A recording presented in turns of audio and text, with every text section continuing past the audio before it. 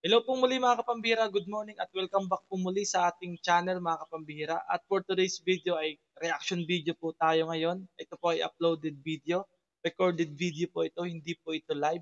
Samahan niyo po ako, magre-reaction po ako patungkol sa di umanong mga paratang ni BSM. Okay?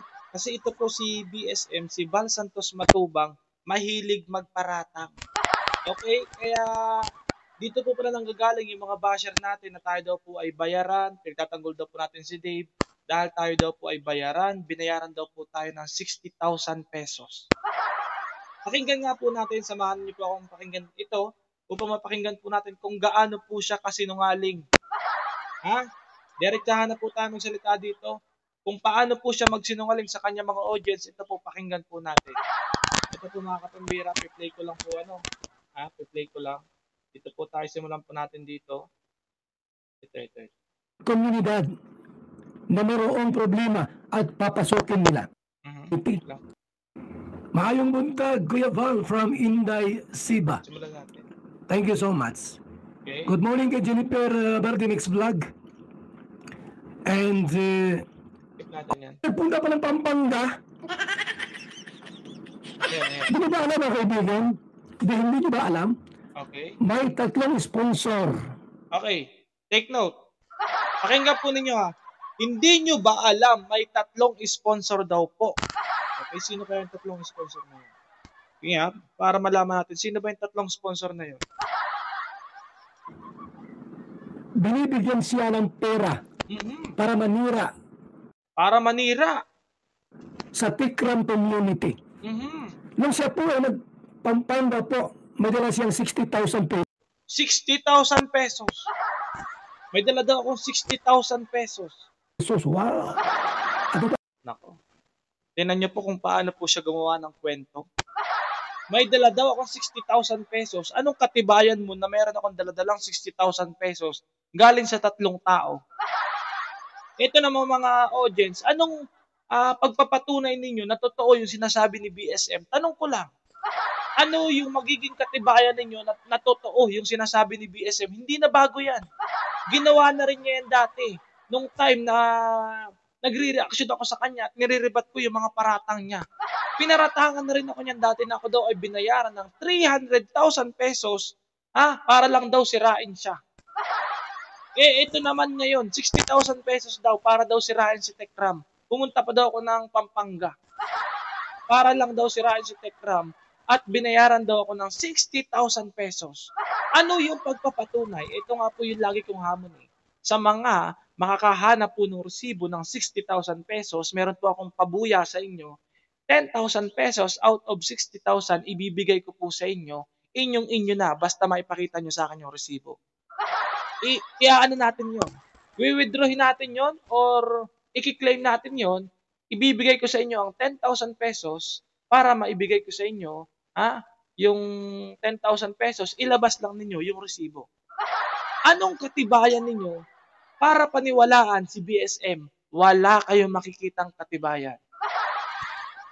Diyan siya magaling gumawa ng kwento, kaya nga po tayo nasira dahil sa mga kwento niya. Na di daw umano, naninakaw ko daw yung sponsor ni Kalinga Prab, dala-dala ko pa daw yung listahan, wala naman siyang listahan. Okay? Ito, play natin. Palakpakan. May 3 nagtulong-tulong ng mga wakwak sponsors para pasukin ang Tikram community. Binigyan siya ng budget. 60,000 pesos. 60,000 pesos, mga kapambihira. Kahit ulit-ulitin mo yan, ang maniniwala lang sa iyo, yung uto-uto, Val Santos Matubang.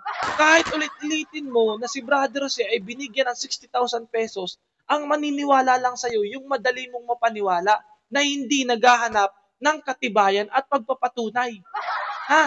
Yun lang yung maniniwala sa iyo. Pero yung mga taong marunong umintindi at marunong umunawa, anong katibayan ni BSM? Kasi noon pa siya nagpaparatang, noon pa, gawain na po niya yan, noon pa. Ngayon, anong katibayan ni BSM, ni Val Santos Matubang, na ako daw ay binigyan ng 60,000 pesos? Ito, may katibayan, pwede kang may katibayan dito. Binigyan ako ng gaming chair, binigyan ako ng laptop. Naka-vlog yan.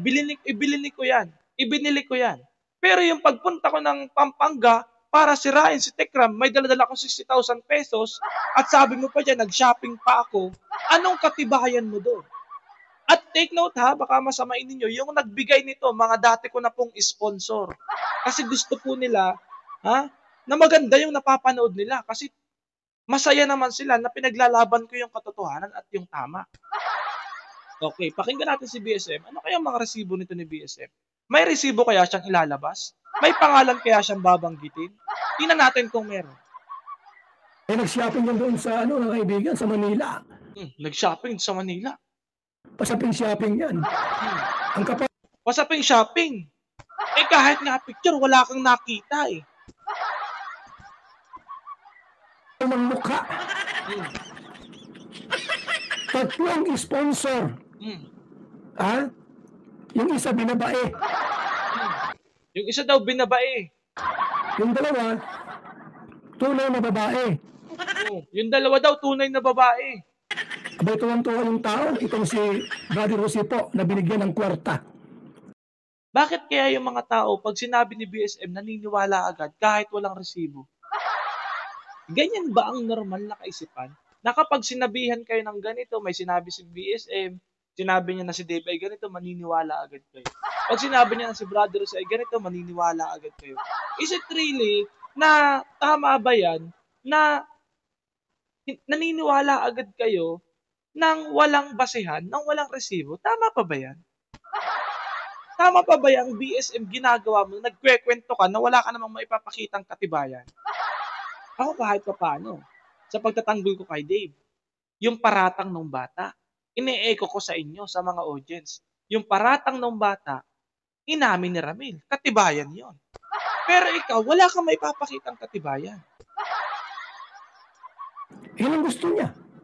Manira ng manira sa bawat komunidad. Manira daw ng manira sa bawat komunidad. Ikaw, ang gusto mo, manira ng manira sa bawat mga beneficiaries ninyo. Pag may nakita kayong butas, sisiraan ninyo. Para saan pa yung pagiging humanitarian ninyo? Para saan kayo? Samantalang sa totoo lang naman ibabalik ko lang yung istorya. Kaya lang naman po ako kumalaban kay BSM kasi nga pinaratangan ako ng kung ano-ano katulad po ng ginagawa niya ngayon.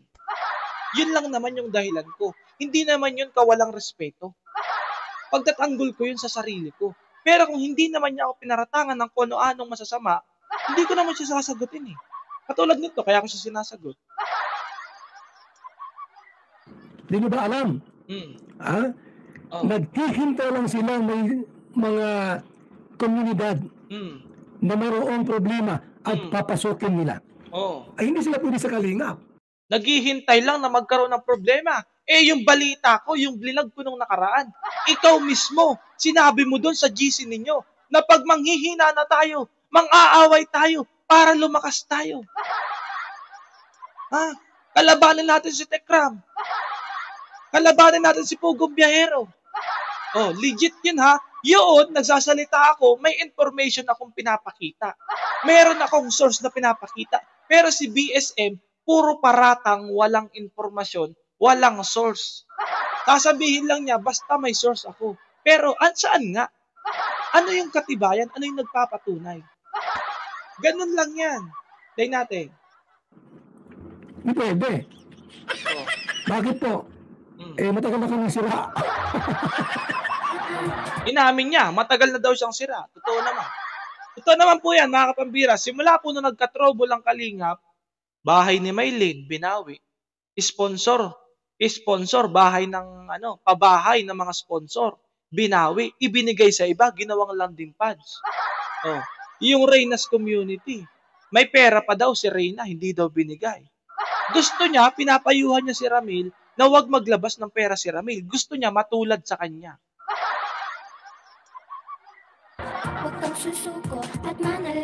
Huwag niyo pong panoorin itong channel po ni Brother Jose. Huwag daw panoorin yung channel ko. Kasi pag pinanood po ninyo, may expose si BSM. Huwag po ninyong panoorin, please. Maawa kayo. Kasi may expose si BSM. Mga kaibigan, sa mga supporters ni Tekram, Kalingap, Pugong Biyahero, at sa lahat ng mga charity vlogger, ikundina niyo po itong channel na ito ni Brother Jose. Ikundina daw. Grabe panawagan. Yan ay basurang channel at malagnaw ang utak niyan. Basurang channel at malabnaw ang utak. Kita po ninyo yan. Madali lang magsalita, BSM. Madali lang magsalita. Pero kailanman wala kang napatunayan sa mga sinasabi mo. Anong patunay po? Patunay. Ito na, patunay. Okay, nagbibigay siya ng patunay. Tingnan natin, ano ba yan? Legit bang patunay yan? Pumasok siya sa Tikram community. Anong patunay doon? Pumasok ako sa Tikram community? Is it really na ako yung pumasok? Ako ba talaga yung pumasok? Is it really true na ako talaga yung pumasok sa Tikram community? Hindi ba't kayo yun? Pinagtatanggol ko lang naman si Dave. Na hindi naman inimbitahan. Hindi naman daw inimbitahan. Kailan ako pumunta kay Tikram? Diba? Sino ngayon ang sabaw ang utak? Sino ngayon ang malabnaw ang utak? Okay. Reminder lang po sa mga kapambihira natin sa mga nanonood po nito. Mag-leave po kayo ng comment and like po mga kapambihira and i-share nyo rin po yung video para ma-aware po yung mga tao na ganito ang sistema. Ganito ang kalakaran. Ganito ang kalakaran ng kung paano manira ng tao. Gumawa ka lang ng kwento, walang pagpapatunay, gumawa ka ng kwento. Katulad ng ginagawa ni BSM, magkwento ka lang na si Brother Jose daw ay binayaran 60,000, magkwento ka lang, kahit walang pagpapatunay, paniniwalaan ka na, in that way, masisira mo na yung tao. Yung mga taong, dun sa mga taong nakikinig sa mga sabi-sabi. Kawawa naman yung mga napapapaniwala ni BSM. At ng gulo. Ginugulo niya. Itong si Dave. Ginugulo ko daw si Dave. Samantalang, ikaw yung unang nag-content kay Dave. Sinabi mo, anong mararating yan? Wala kayong mapapala dyan. O galing Divisoria yan. O galing Sanggano yan. Ikaw ang unang nag-content ng ganon. Ako, nagpo-post pa lang nun sa Facebook ko. Ikaw, nag-react ka na kaagad kay Dave. Ikaw pa mismo nagsabi kay Dave, si Dave. Tapos ngayon, parang nagmamalinis ka kay Dave. Kunwari, concern ka kay Dave. Ito si Dave Moran, na parang isa ring bading. Tinan mo, kunwari, concern kay Dave, tapos sasabihin niya, itong si Dave naman, na parang ring isang bading. Tanaw niyo, anong klaseng tao to? Anong klaseng tao to? Parehas sila. Parehas madaldal. Parehas madaldal. Sino ba talagang madaldal? Alam niyo po mga kapambihira, sa totoo lang, yung mga naniniwala po dito, wala akong iniintindi ko na lang kayo kasi nandun sobra yung paghanga nyo. Pero hindi nyo na nakikita yung mali. Hindi nyo na nakikita yung mali. Dahil sa sobrang paghanga ninyo, pikit mata na lang kayo. Kunwari, concern siya kay Dave, pero siya naman talaga yung numero 1 na nagbalahura kay Dave. Parehas matabil. Tignan nyo. Parehas at itong bayot itong mga ito. Tignan nyo. At alam niyo ba na si Joseph Sangrio po? Ako yun. Yun yung pangalan ko. Joseph Sangrio. Okay? Brother Jose, nagpapanggap na matalino. Nagpapanggap daw ako matalino? May sinabi ba ako matalino ako? Subalit, walang alam ang utak nito. Wala daw alam ang utak ko? Tingnan natin kung sino yung lalabas na walang alam ang utak. Alam niyo po mga kapambira, gusto ko sana sagutin ito sa live. Kaya lang, mas pinili ko po na recorded video na lang itong mga rebat ko kay BSM kasi medyo mabigat-bigat yung laban Dinadaan po tayo sa mga technicalities. Kaya sa uploaded video ko na lang po pinapadaan para hindi po tayo mabutasan. Kasi pag sa live po ay talagang gumagawa po sila ng paraan para patahimikin tayo. Gumagawa sila ng paraan. Kaya ito, sa vlog na lang po mga kapamilya. Malagnaw ang utak. Okay, malabnag daw ang utak. Akala mo, abogado, no? Kawawa si Dave. Lalong nababaon sa kahihiyan. Kawawa si Dave na ikaw yung numero 1 nagbaon kay Dave sa kahihiyan. Ikaw yung numero 1 nakisawsaw kay Dave. Ikaw yun, hindi ako. Pinagtanggol ko lang yung bata nung nakita ko na may karapatan yung bata at mali yung pinagagawa ninyo. Ha? Na ikaw, nagpapayo ka pa, huwag ilabas ang pera. Yan. Anong mapapala mo dyan? Sorry kay Dave ha. Dave, yun ay iniego ko lang. Pero wag kang makinig sa taong to. Wag kang makinig. Ha? Alam mo yung sarili mo, kilala mo yung sarili mo kung ano ka at kung sino ka. Wag kang makikinig sa mga taong bumabalahura sa'yo. Kilala mo yung sarili mo. Ha? Kilala mo yung sarili mo, magpakatatag ka, wag kang panghinaan ng loob. Kasi itong mga taong to, ginugulo lang nila yung isipan ng mga tao. Sinasamantala nila, as usual naman, kumokontent lang din naman talaga to si BSM. Sumasabay sa issue na hindi naman dapat siya kasali. Gawa ni Brother Jose. Dave, abangan mo ang content ko. Ito yung content niya.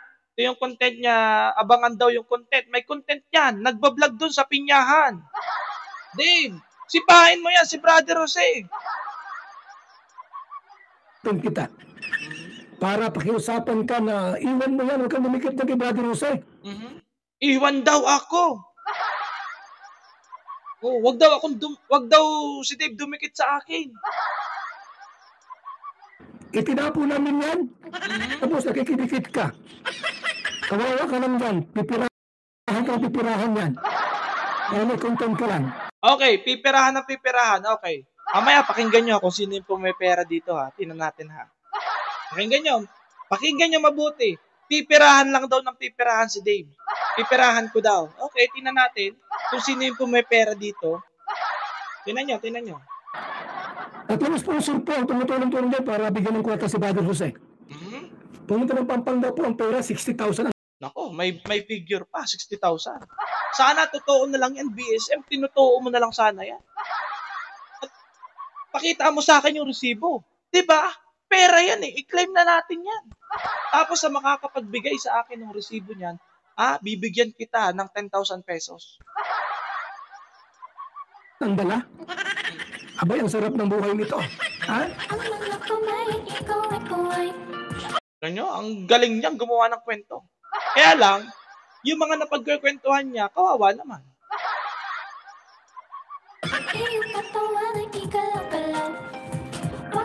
Good morning muli sa ating lahat, sa ating mga naka-tune in ngayon sa ating pong live sa Tikram Community.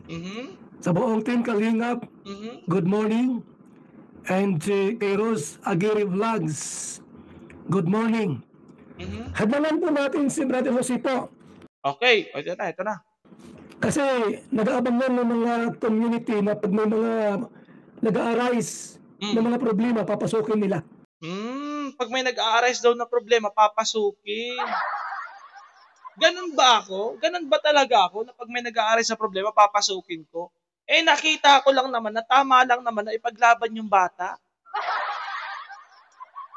Kesa naman sa pinagagawa ninyo. Pag nakita ninyo na may pera na yung beneficiaries at nakita nyo na milyones na, teka, wag na nating ibigay at milyones na yan. Ganun ba? Ganun ba yung gusto ninyo mangyari? Na pag nakita ninyo, nakalikom tayo ng malaki-laki ito transfer na natin. Sa tingin nyo, tama ba na manahimik na lang tayo doon? At pikit mata na lang tayo doon? Huwag na nating usisahin yung mga ginagawa ninyong ganon? Na pinapayuhan mo pa si Tikram ng ganon, huwag nang ibigay kay Dave yung pera niya? Kasi ginawa mo kay Maylene, kay Reyna? Ano yun? Anong tawag doon? Gusto mong hawahan si Ramil ng kabulukan? Para maging parehas kayo? Para pagbagsak mo, bagsak din si Ramil? Para manggulo. Ang kapal ng muka. Nako. Magulo na ang buhay niya. Abay, nakikialam pa sa buhay ng may buhay. Kawawa po dito si Dave, mga kaibigan. Kawawa daw si Dave. Eh, ikaw yung nga yung kumawawa kay Dave. Nandyan pa ba yung mga videos niya, yung mga live niya patungkol kay Dave? Ikaw nga yung numero 1 kumawawa kay Dave, tapos ngayon, kunwari, naaawa ka kay Dave. Sino naman yung maniniwala sa iyo? Eh di syempre, yung mauuto mo lang. Yun talaga yun. Pasensya na ito mga kapambiraan. Ako sa totoo lang, ayoko po sanang sagutin to, kaso lang, laging nababanggit sana na ako daw ay binayaran. Kasi ito pa lang sa larin, ito pa lang nagpaparatang. Wala namang binibigay na resibo. Eh di na-claim ko na sana, napakinabangan ko pa sana, sayang naman. Tinutuon niyo na lang sana, eh di kahit pa paano, nakabili sana ako ng mamahaling damit. Bigat, kawalan Dave. Nawakwak na, pinasukan pa, ng taong malagnaw ang utak. Nako, sino kaya malabnaw ang utak? Okay. Kawawang Dave po. Kawawang Dave. Grabe ang nangyari sa kanya. Okay. Grabe ang nangyari sa kanya. Sino may gawa? Kayo. Sino may gawa sa nangyari kay Dave? Kayo. Ako, pinagtatanggol ko si Dave. Kinokombat ko lahat ng mga paninira ninyo kay Dave. Paano nyo masasabi na ako pa yung naging dahilan ng pagiging kawawa ni Dave? Kayo yun. Ikaw yun, BSM. Sila Ramil yun. At yung mga reactors niya, lahat kayo, pati yung mga reactors mo. Winakwak na, pumasok pa si Brother Jose. Kawawang Dave, mga kaibigan. Nako. Nakakaawang Dave. Ano, grabe ko ako lang sa kanya iwasan niya si Brother Jose. Tinapo na po namin yan sa Kalingap, itinapo na po namin yan. Tinapo na po namin yan. Tapos, pinunot ni Dave. Nako, samantalang nung nagla-live ka, nung nagla-live ka nung una, kami ang i-content mo. Umalis ka dyan sa... Tinapon? Umalis ako sa inyo. Tuluyan ko kayong iniwanan kasi nga, ganyan ang ugali mo. Kung anong sinasabi mo ngayon, ganyan din ang pinagagawa mo noon. Pinaratangan mo din ako ng kung ano-ano. Kaya ako umalis, hindi ninyo ako itinapon. Kusa akong umalis. Kasi nga, hindi na tama yung pinagagagawa mo. Tingnan niyo yung mata ko. Hindi na tama yung pinagagawa niya, kaya ako umalis. Umiwas ka dyan doon sa taong iyan. Kawawa ka lang. Ako. Masisira buhay mo dyan. Masisira ang buhay? Bakit? Magkasama ba kami ni Dave? Pinagtatanggol ko lang si Dave sa social media. 2 araw ko lang siyang nakasama. Nandito ako sa bahay. Sa totoo lang, iwasan mo yan. Itong si Brother Jose. Katamping kalingap ay narito na. Tim-tim-tim kalingap ay maaasahan. Tim-tim-tim-tim-tim-tim. Ang tunay mong kakampi. Ito, ang inyong papabal. Nako. Ang tunay mong kakampi. Ito, ang inyong papabal. Kakampi mo daw siya, Dave. Samantalang siya yung numero 1 promotor sa mga reactor niya. Siya pa nga yung unang nagsabi na si Dave daw ay si Dave daw ay walang mararating. Ugaling Sanggano. Ugaling Divisoria. Anong mapapala? Pastor yan. Pastor yan, Dave. Pagpasensyahan mo na, pastor yan, Dave. Pagpasensyahan nyo na po, pastor yan. Okay, play natin. Ako ang tunay mong kakampi. Ako na-interview sa'yo. Gusto niya palang mag-interview kay Dave. Gusto palang mag-content kay Dave. Kaya pala, nung una-una pa lang, sige ang banat kay Dave. Tapos ngayon, i-interviewin. Ibang klase to. Healthy is more. Oh, wait lang nagko-commercial lang. Reps.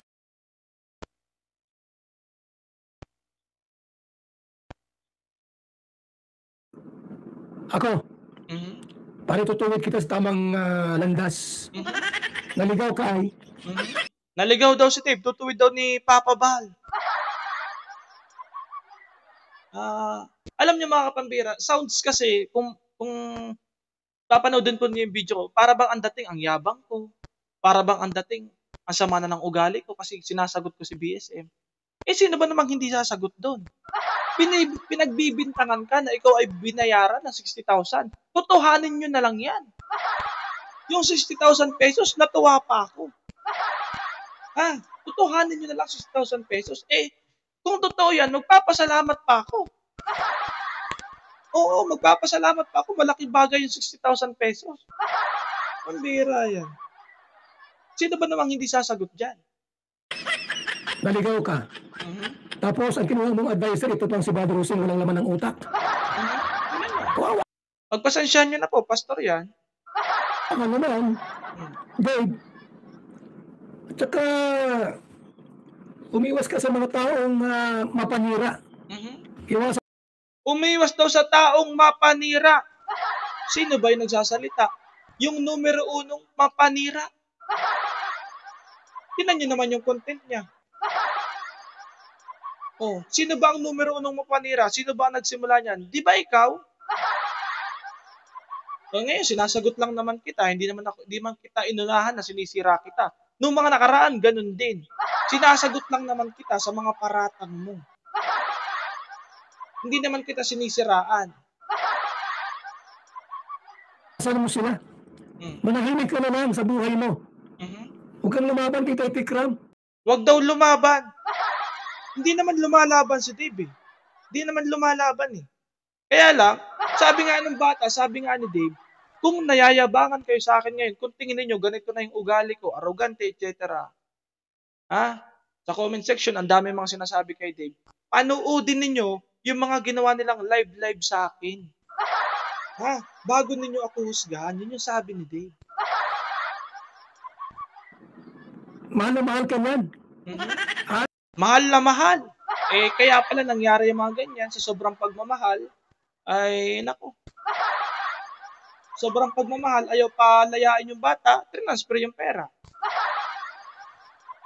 Hindi pa naman umalis yung bata, wala pa namang issue, transfer na, pinasiguro na kasi mahal na mahal niya yung pera. Hindi si Dave.